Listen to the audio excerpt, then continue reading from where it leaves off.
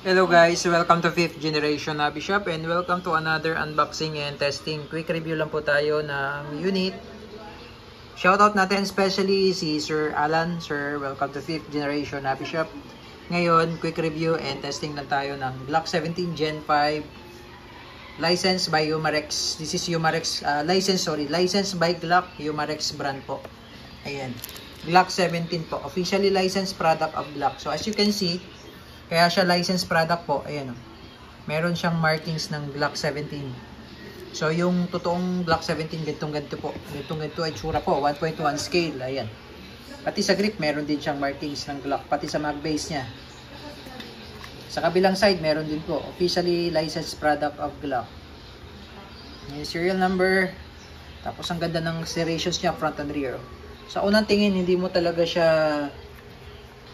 mahalata agad na laruan lang. Ayan, mukha talaga siyang tunay. Ito pala, sticker lang po ito, no? Ito, nare-remove po yan. Sticker lang yan. Tapos pwede mo siyang lagyan ng flashlight. Tapos nasa ilalim po yung kanyang safety. Ito. Yan yung safety. Ayan, pagka naka-safe yan, white. Ayan, hindi mo siya makakalabit. Tapos, fire naman po. Yung red naman po ay fire. Ay, sorry. So, this is airsoft pistol po. Gas blowback airsoft pistol. Pwede siyang bulitas. Dahil CO2 naman siya. CO2 powered. Mas malakas po ito compared to green gas. So, ito yung kanyang hangin. Ito yung propellant. Pwede siyang bulitas. Pwede rin siyang plastic ball. Pang laro-laro, ito gamitin natin. Pagka ito kasing bulitas, meron siyang free. Limited lang.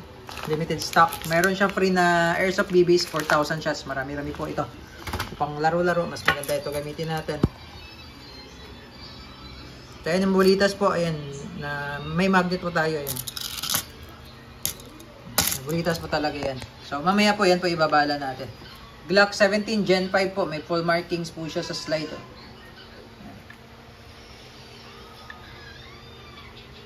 All steel na po, internals niya. Pakita ko lang sa inyo, sir. Oh, ito yung kanyang magazine po. 14 rounder, 1.4 po. 14 plus 1. Ayan, yung internals niya po. Makikita nyo po, bakal na po siya. Yan, wala na siyang loading nozzle dahil repeater mechanism po siya. Di kagaya ng mga airsoft, mga gas blowback airsoft. Pakita ko lang sa inyo yung mga gas blowback airsoft na meron siyang ito, kaiba nito, ito, Wii. Yan, Glock 17 din. And meron siyang nozzle. Ayan, plastic. Oh, plastic yan. Loading nozzle po ang tawag dyan. Plastic lang po yan, internals niya. Ito, wala na siyang ganun. Ayan, oh. Wala na siya, di ba? All steel na siya, pati barrel. Tapos kagandahan niya, ayan, katulad sa Wii, diba? Yung sa Wii kasi, ano eh, wait. Lagi tayo dito, Glock 17.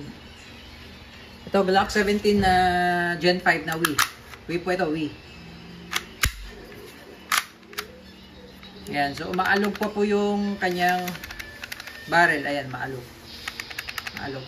Sa WE po ito, no? Sa WE, gas blowback. Yung WE, yan. Ayan. Dito, naka-fix na siya. Naka-fix. O, fix barrel. Tapos, iba yung tunog. Ito yung WE.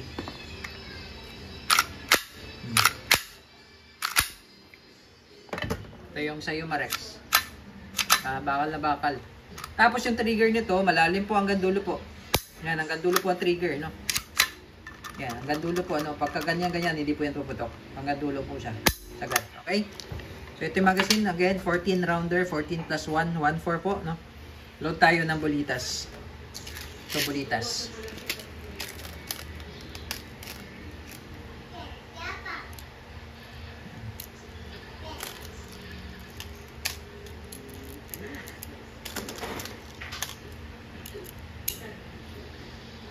Yan yung repeater mechanism. So, kakaiba siya, no? Hindi siya katulad sa mga loading nozzle na loading nozzle type. So, meron siyang kasamang Allen range. Syempre, yung maintenance manual. Tapos yung maintenance manual tsaka yung operating manual. Yan. German engineering. Made in Germany po ito. Tapos may free na siyang 4,000 shots po na .23. CO2 tsaka steel ball. Limited lang po ang steel ball. Limited pieces. yung steel ball na free. Okay? So, load tayo ng CO2. Then, may free na po siyang silicone oil pala. Yung silicone oil, may free na po. Okay, every time na maglo-load kayo ng CO2 po, patakan nyo lang po itong part na to ng oil muna. Konti lang po. Konting oil. Then, CO2. Ito po yung kanyang Allen wrench. Slide nyo lang.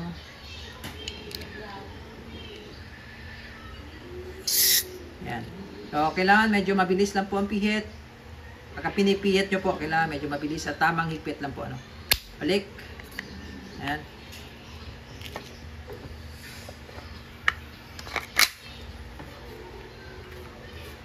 Okay, so testing po. Glock 17 Gen 5. Testing po, Glock 17 Gen 5. Again, shoutout po kay Sir Alan.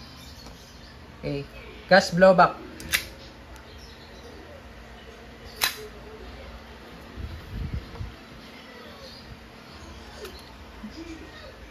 And firing. One shot.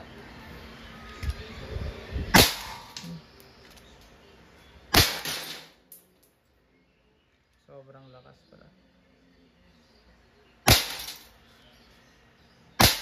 Oops. So, ayan. So, load tayo ng plastic ball para makita nyo lang po, no? Malakas po talaga yung tunog nito, eh. Ito yung nagustuhan ko dito, eh. Talagang malakas yung burst. Yung burst, yung sound niya. Tunog. Yung putok malakas. Ayan. Recoil, pati recoil malakas. Plastic ball po, load natin. Diba, nag-open slide siya. Pasok mo lang, then hatak release. Okay, ayusin natin target. Firing.